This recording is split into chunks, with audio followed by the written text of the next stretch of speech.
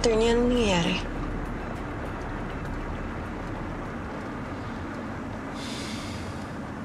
I've been meaning to talk to you. Hindi talaga nawawala si Fatima. Nasa akin siya.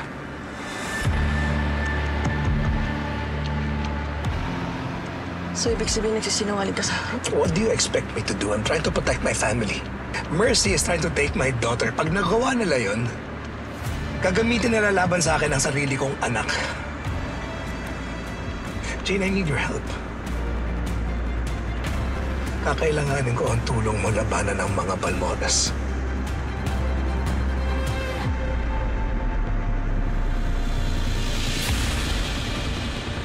Anong gusto mong gawin ko?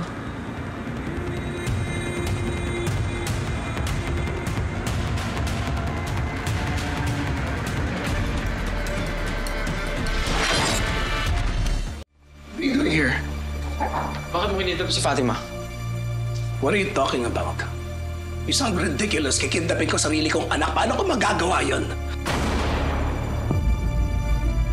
May sinabihan ka ba tungkol sa lugar na to?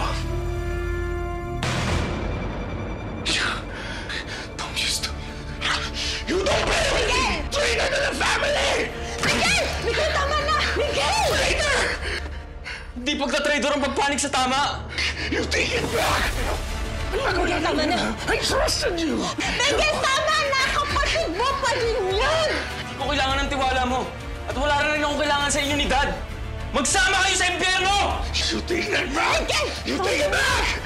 You killed us. Tama na.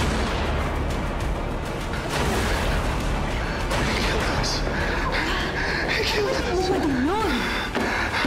Abra, may kailangan ka pang malaman. Humingi ng tulong sa akin si Miguel.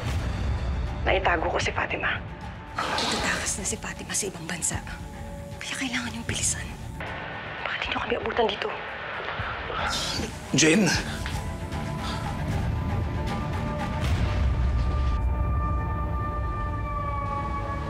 Sino ang kausap mo? Di ba sabi mo kanina gumawa ko ng media article para sa ikababangon ng pangalan mo sa publiko? Tinawagan ko lang ang editor-in-chief ko. Alright. That's fast. Mabilis talaga ako magtrabaho. Hindi mo lang alam. Sige na. Gawin mo na yung mga dapat mong gawin.